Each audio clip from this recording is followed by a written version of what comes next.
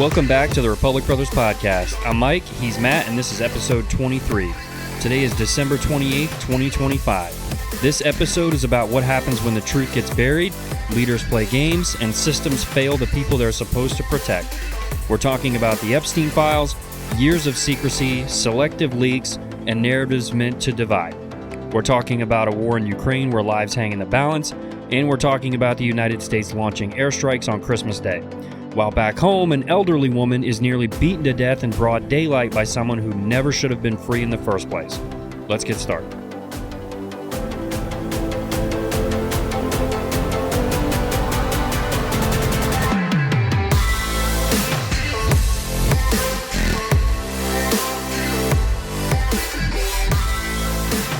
We are back after taking off for Christmas and ready to jump right back in. Since New Year's Eve is Wednesday night, we're going to be taking off from our midweek episode as well. We're going to start off today's show with some Epstein files discussion. I am so sick and tired of hearing about this from both sides. Just release it all. No redactions, no edits, no nothing. Just give us every single page and let us go through it for ourselves. There's so many stories and news articles about this page says this and that page says that, but every single story is contradicted by another story somewhere else. All I believe is this. If Donald Trump were truly implicated in those files, Democrats would have released the files when they were in power. We just talked about Joe Biden's FBI raiding Mar-a-Lago, even though some people didn't think they had probable cause. So if anyone thinks for 1 second that they wouldn't release the Epstein files if it meant pushing Donald Trump out of the race in 2024, you're just fooling yourself. At the very least, they would have released the proof of Trump if they had it between 2021 and 2024. But they didn't have anything. And I'm sure there are some big names that would be implicated, and we deserve to see it. We've been strung along by this Epstein files thing for years, and it's way past getting old. And here's the thing that gets lost in all of this. Being mentioned in a file is not the same thing as being implicated in a crime. Flight logs, contact lists, social circles, none of that is evidence of wrongdoing. If that were the standard, half of Washington, Hollywood, and the global elite would already be guilty by association. Due process still matters, whether people like the person involved or not. Excellent point that some people forget. Unfortunately, some are guilty in the court of public opinion, and much of that is because the person was hated or disliked before, and the new information is just proof for that moment. And you're right, this has dragged on much longer than it should have. There is so much secrecy around Epstein. It is ridiculous that these files weren't released earlier, given that Epstein was never even a government employee. As you said, release the files and let us see what everyone has done. If there are elected politicians who committed crimes, the electorate should know that before the next election. Yeah, and I'm sure there's a lot of people that have done some not so great things. But the biggest story twist I see happening is the news outlets saying that Trump must be guilty because he flew on Epstein's plane 8 times from 1993 to 1996. The part they leave out is that Little St. James, aka Epstein Island, wasn't purchased until 1998, and the infamous allegations tied to Epstein Island developed well after that. There's not one piece of evidence showing that Donald Trump was ever on that island. What we do know is that Jeffrey Epstein donated a bunch of money to Democrats, and I think it's pretty safe to say that he did not like Donald Trump. The reason this story never dies isn't because there's new evidence, it's because there's new framing. Headlines don't say, no evidence Trump visited Epstein Island, because that doesn't drive clicks. They say, Trump flew on Epstein's plane, and they let the implication do the work. That's not journalism, that's narrative construction, and it's the main reason that no one trusts the mainstream media. Then we have Donald Trump posting on Truth Social that the DOJ should release all their names and embarrass them. Yeah, that sounds good, let's do it. Why haven't we done it already? Just embarrass everyone, left, right, or center, and see what happens. Enough games. I'm sure there's going to be some big names implicated if they did release the list. There's also the possibility that there is no list of names. Criminals don't usually have a track record of great record keeping for obvious reasons.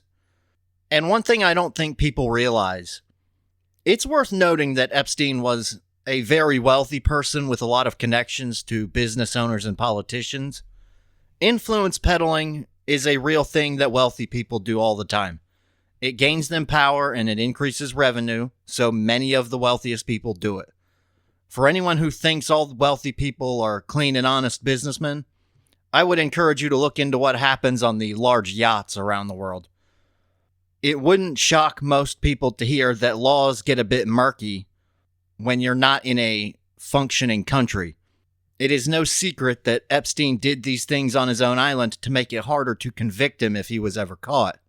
And on your point on the media, I have long believed the mainstream media is now just the mouthpiece for the two main political parties we have. For everyone at home, it is far more important to look at what both sides are saying and find the inconsistencies and get to the truth yourself, because they will not tell it to you. All right, well, let's pivot here for a second. So the Epstein stuff never seems to go anywhere, but there's an international story developing right now that could actually matter in a big way. Ukrainian President Vladimir Zelensky is in Florida this weekend for a high-level meeting with President Donald Trump, a summit aimed at advancing a possible peace framework that could end nearly 4 years of conflict. Zelensky and Trump met today at Trump's Mar-a-Lago estate in Florida to discuss a nearly finalized peace proposal intended to halt Russia's invasion of Ukraine. According to Ukrainian officials, the two leaders have been negotiating a 20-point peace plan, which Zelensky says is about 90% complete, with discussions centered on security guarantees for Kiev, territorial issues including the contested Donbas region, and post-war reconstruction. The talks come at a critical moment in the conflict as Russia continues a sustained campaign of missile and drone strikes against Ukrainian cities.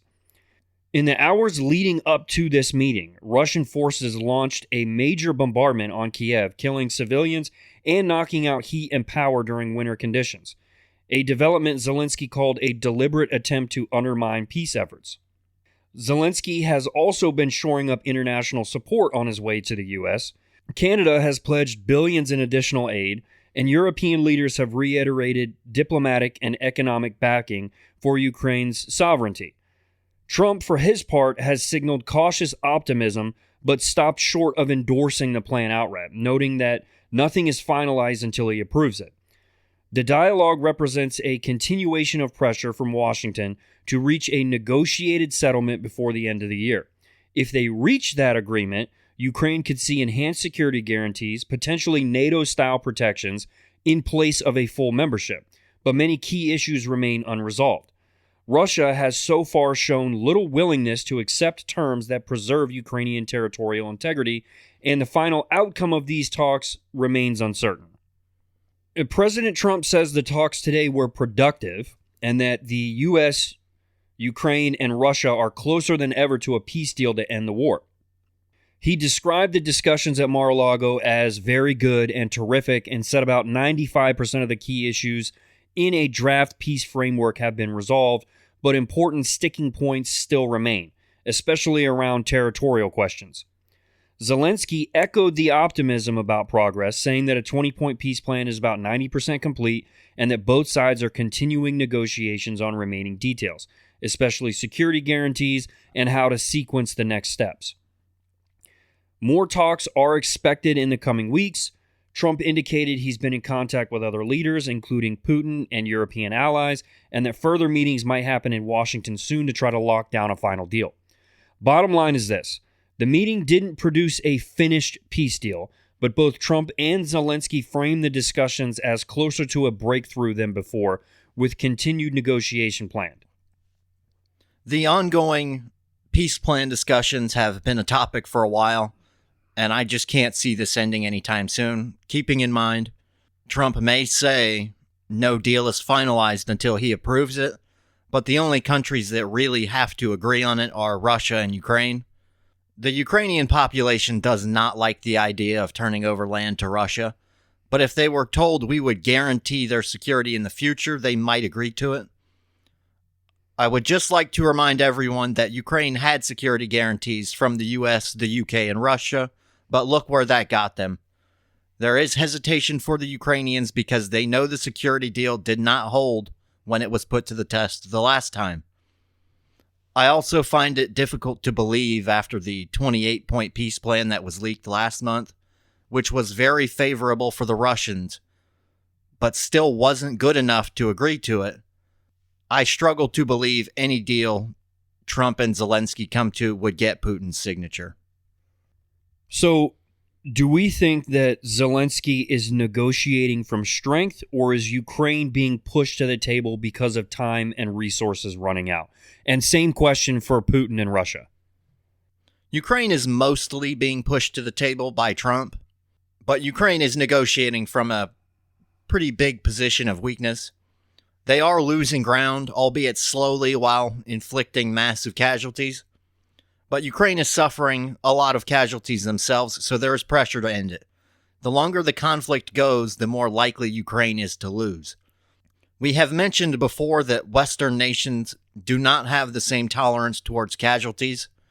Ukraine is very reliant on the West to provide them weapons, so Zelensky must do some things to appease the Trump administration to ensure the flow of aid simply doesn't stop. The biggest fear for them would be the U.S. walking away and not providing any aid. And European nations are starting to realize that Trump is so unpredictable that you can't really listen to what he says. You just have to watch what he does. For Russia, they really are operating from a position of strength. They are gaining ground, and given the Russian population isn't all that concerned with the massive amount of casualties, that gives Putin no pressure at home to continue the conflict. If the deal presented to him by Trump and Zelensky isn't what he wants, he can continue fighting. How much pressure do you think Zelensky is under from allies, from his own people, and just from the realities of what they're seeing on the battlefield in their home country? Most Ukrainians see this as a fight for the right to be an independent country, correctly so. Most of the pressure is coming from Russia and the U.S. The Europeans will fight this fight for as long as Ukraine wants, mostly because the flow of weapons comes from us. Also, it helps them because Trump wanted the European NATO nations to increase defense spending to 5% of GDP, and an easy way to do that to appease Trump is to buy weapons from the U.S. and give them to the Ukrainians. That way, when tensions drop, they can slow down the rate they buy weapons and quickly decrease defense spending to spend on other social programs. Poland is really the only nation gearing up for a potential war and increasing their own defense industry. Poland has signed defense contracts with countries like the U.S. and South Korea to help them build the factories to make the weapons themselves. Poland really is Ukraine's greatest ally, and they'll support the Ukrainians through any decision they make. But we know Trump wants the conflict to end. He said he would have it done in 6 months, and he's already come up short of that. So he is the main pressure point because the media in the West is not letting him forget that he said that. So one of the bigger questions here is, do we trust Russia to honor any agreement that gets put in place and that they sign? No, because they break most of the agreements they sign. Russia had signed peace deals with Ukraine in 1994 and 1997. The Helsinki Final Act in 1975 said they would not change any European borders by force, and they've done that multiple times. Georgia in 2008, Ukraine twice in 2014 and 2022. There's no official number for the amount of peace treaties signed by Russia and its predecessor states, but there are at least 25 known instances where they broke some kind of peace treaty. Is ending this war now, even with compromises, better than prolonging it in pursuit of a total victory for either side? For both countries, total victory may have been possible if things went differently at the start, but at this point, total victory isn't going to happen for either side. For President Trump, I really do believe he just wants to stop the killings. Ukraine will have to make concessions for a negotiated settlement, and Trump will push them to make those concessions. If the conflict continues, the Ukrainians will be hoping that the mothers of all these Russian soldiers coming home in body bags finally have enough and rise up and try and overthrow Putin. Given the casualties we've already seen, it's highly unlikely that uprising will ever happen. So, in a way, Ukraine has to decide if it wants to trade many more lives or territory. Before we move on to the next thing, if you were Vladimir Zelensky, knowing everything he knows right now, would you sign a deal that you hate just to save lives today, or do you hold out and risk losing everything? I would, and he will have to in order to end the conflict. The important part for Zelensky has to be making sure the country gets some kind of guarantee for the future and that this won't happen again. It's unlikely NATO is in the cards for them, but the closer they can get to that type of security guarantee, like NATO's Article 5, the better and more acceptable it will be for the citizens of the country. Ukrainians don't want to give up territory when the chances of another invasion are still high, and the land Russia wants in these negotiations is heavily fortified. If Ukraine gives that land up, it will be next to impossible to get it back. I wouldn't, and I don't think Zelensky is dumb enough to try and go for total victory at this point. So signing a deal that hurts, at least in the short term, is going to have to be the outcome. All right, let's shift here because while Ukraine is about talks, frameworks, and negotiations, another conflict saw the U.S. respond with force instead. Christmas Day 2025, the United States military carried out airstrikes in northwest Nigeria targeting Islamic State militants in cooperation with the Nigerian government. Now, it's important that you remember I said in cooperation with the Nigerian government, because there's a lot of stuff going on online about Trump using our military to just blast people away. And like I said, this was done in cooperation with the Nigerian government. Just 3 days ago, on December 25th, 2025, while we were all sitting at home opening our Christmas presents, the United States launched a coordinated airstrike against Islamic State-linked militants in northwest Nigeria's Sokoto state. The operation was directed by President Donald Trump and carried out by U.S. Africa Command together with Nigerian authorities. President Trump took to social media to announce the strike, describing them as powerful and deadly attacks against fighters he said were targeting Christians in the region. He said the operation was ordered, quote, at my direction as commander-in-chief, unquote, and emphasized it was meant to counter extremist violence. According to U.S. and Nigerian officials, the strikes were conducted at the request of Nigerian authorities and used intelligence shared between the two governments. Nigerian Foreign Minister Yusuf Tugar confirmed the cooperation and noted that the operation was part of a broader counterterrorism effort. The targets were Islamic State affiliates, including fighters linked to extremist groups. Precision-guided munitions were used and multiple ISIS fighters were reportedly killed. Nigerian authorities stated there were no confirmed civilian casualties. This marks one of the first known direct U.S. military actions in Nigeria during this administration, and it comes after weeks of threats by Donald Trump, including public warnings that the United States could intervene if the Nigerian government did not adequately address escalating violence against communities, particularly Christians. Defense Secretary Pete Hegseth has also suggested that additional U.S. operations may follow. Now, honestly, I was unaware of Nigeria having these problems with extremist groups and violence, and I think most people were unaware of it. I get the impression that this terrorism is local and long-standing, however.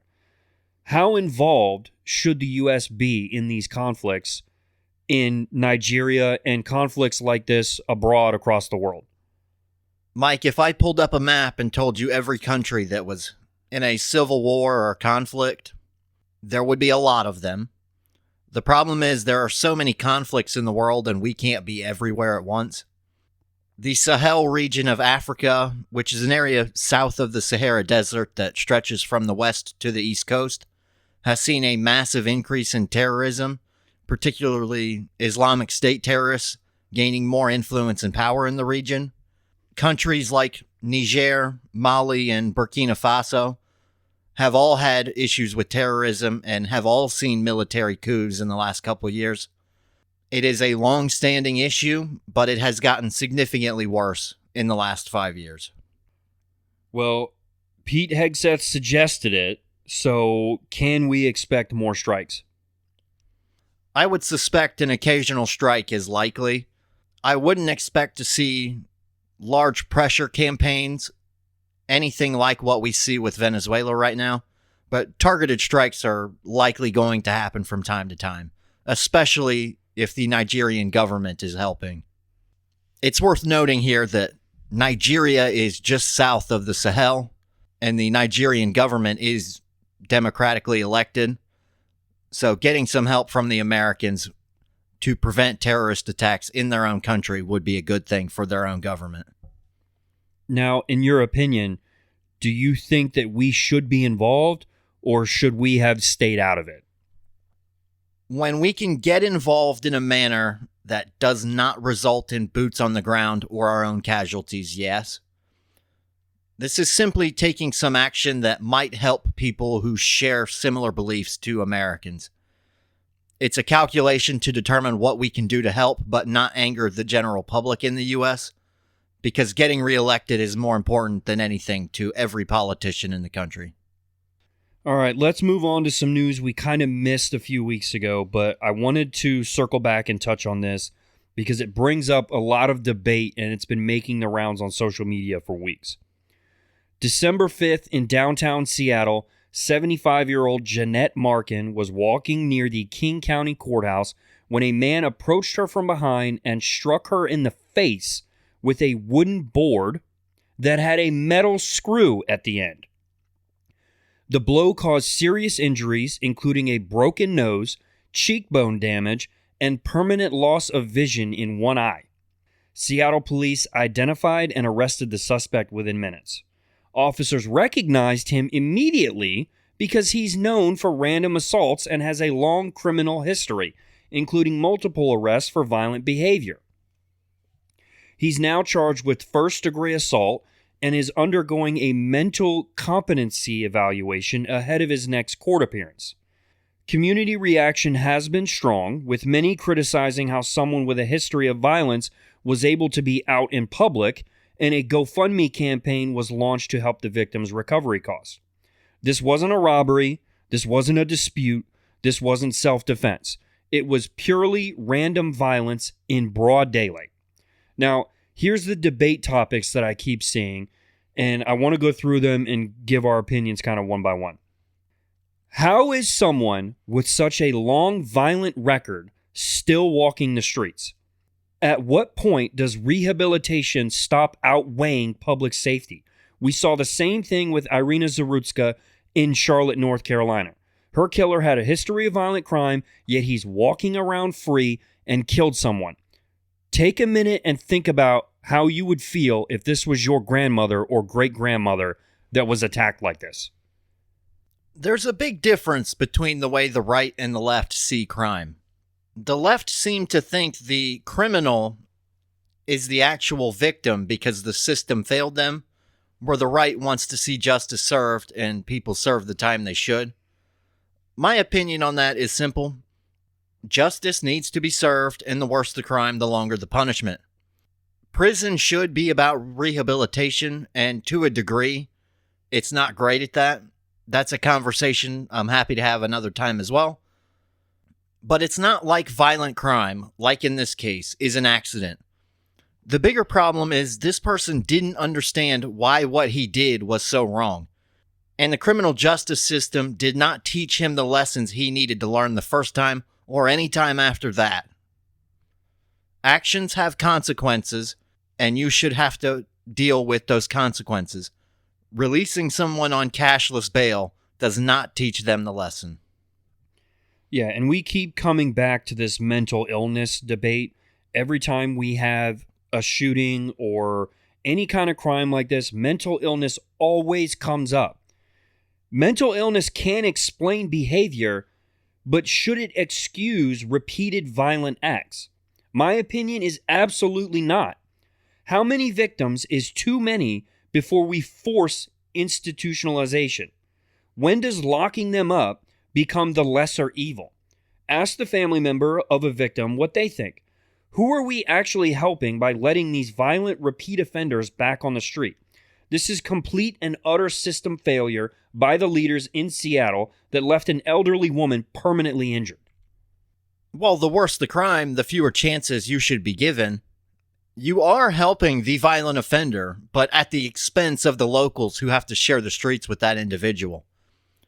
If a person is not capable of understanding why assaulting someone is bad and wrong, they should be locked up to ensure your law-abiding citizens are not the victim of an avoidable attack. Yeah, at some point we have to put public safety ahead of the alleged suspect's feelings. And we have to stop saying that someone who committed a crime is also a victim. They're not. Agreed. All right, Matt. Well, it is time for our blind ranking segment. Today, Matt is going to be ranking political slogans. I'm going to give him the slogan and the candidate, and he's going to rank them 1 through 5 without knowing what comes next. Once he places it, it is locked in. These usually go very right or very wrong. So, Matt, you ready? Let's go for it. All right. We're going to kick your list off with Build Back Better by Joe Biden. Oh, what a start. It's actually not a terrible slogan. It's just that he came up way short of what he was trying to do. I'm going to put it at 3. 3, okay, going to split the middle here. All right, next you got I Like Ike by Dwight Eisenhower. It's actually kind of a catchy one. Like, kind of... It is. It's not bad. I think this is going to go number 2. It's 2? not number 1 territory for me. Okay, number 2 for I Like Ike. Next up, you got I'm With Her, Hillary Clinton. Jeez, 5. Going number 5. I expected that. You're supposed to be leading the entire country. Let's not make it about gender. All right. Next up, you got It's Morning Again in America, Ronald Reagan. You have 1 and 4 left. I like that one. I'm going to go number 1. Okay, number 1. That's a positive, forward-thinking slogan. I like that one. Yeah, it's kind of like today's a new day. Yeah, that's a good one. What's my number 4? All right, and your number 4 is A Time for Greatness, John F. Kennedy. Yeah, that's better than Build Back Better. So you would have flipped Build Back Better and A Time for Greatness? Yeah. Yeah, so you finished with It's Morning Again in America at number 1, I Like Ike at 2, Build Back Better at 3, A Time for Greatness at 4, and I'm With Her at number 5. And for the record, I was not with her. I wasn't with Bill, but... That's it for episode 23 of the Republic Brothers podcast. The next episode will be out next Monday, as again, we're going to take off New Year's Eve. If you're still listening, you are exactly who this podcast is for. Before you click away, please hit the subscribe or follow button. We have new episodes coming out Mondays and Thursdays. If you agree or disagree with anything we talked about today, drop a comment and let us know. We actually read them. Thanks for tuning in and Happy New Year. We will see you in 2026.